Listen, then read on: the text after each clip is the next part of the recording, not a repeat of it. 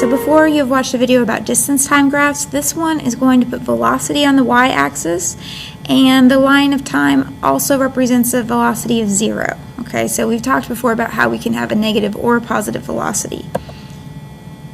If the line is above the x-axis, which is time, velocity is positive, which means in our diagrams it'll move towards the right.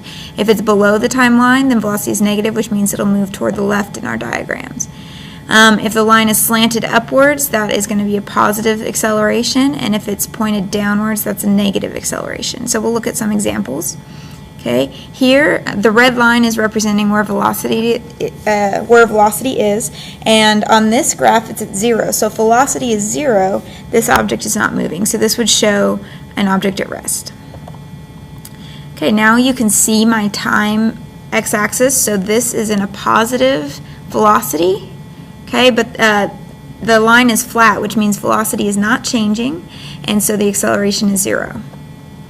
Okay, this one is similar, except it's on the negative part of velocity because it's underneath the x-axis, which just means remember that it's going to the left and on our diagram, so the speed is still constant and the acceleration is still 0. The velocity is negative on this graph on the right. Okay, speeding up. Remember we talked about an acceleration, about how they both have to be positive or both have to be negative. So on the graph on the left, the velocity is positive because it's above the time line or the x-axis, and the acceleration is positive because the line is pointing upwards. So since they're both positive, they match, which means that the object is speeding up. On the right, the velocity is negative because it's below the timeline. Acceleration is negative because it's pointed down. So they match, they're both negative, and so again they're speeding up but in the opposite direction. Okay, slowing down. On the left, we have a positive velocity because it's above the timeline, but the line is pointing down, which shows a negative acceleration. Okay, so we have a positive and negative, they do not match, so that means that it's slowing down, but it's still moving towards the right.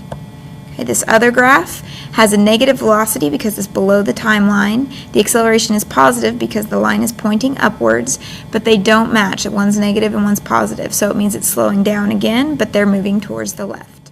So far we've talked about the gradient or the slope of a distance time graph representing the speed of an object. But now if we take a look at a velocity or a speed time graph, remember velocity is speed but in a certain direction, then the gradient of a velocity time graph represents acceleration. Acceleration of the object, and it's measured in units of meters per second squared. If we take a look at this first section, we see it's going up at a constant rate. Our velocity, or speed, is increasing at a constant rate. So that means we're accelerating at a constant rate. So that's accelerating at a constant rate. Now at the top of the graph here, we see it's flat.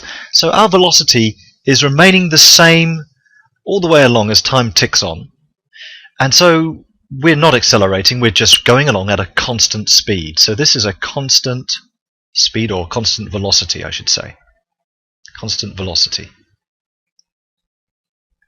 And here, this last section as we go down here, this means that our velocity is decreasing at quite a fast rate until we end up at 0 meters per second. In other words, this is a constant deceleration.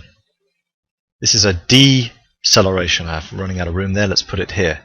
Deceleration. Watch out for the spelling of deceleration. Only got one C in it compared to acceleration, which has got 2. So there we are. The gradient of a velocity time graph represents acceleration, and it's measured in units of meters per second squared.